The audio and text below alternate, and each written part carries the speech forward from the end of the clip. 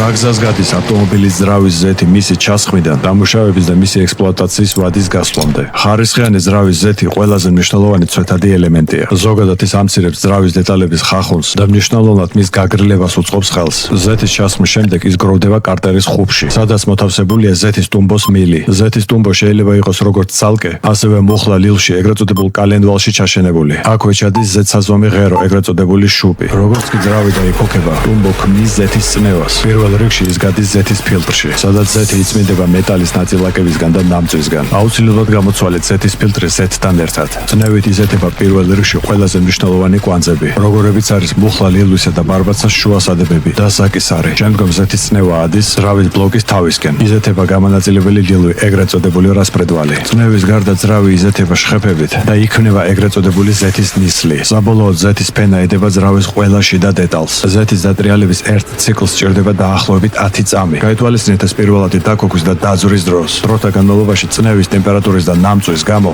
ზეთი კარგავს თავის პირვანდელ თვისებებს. ამის შემდეგ ის არ იცავს ძრავს არც ცვეთისგან, არც გადახურებისგან და არც კოროზიისგან. აუცილებლად გამოცვალეთ ძრავის ზეთი დროულად და ჩაასხეთ მხოლოდ ხარისხიანი ორიგინალი ზეთები.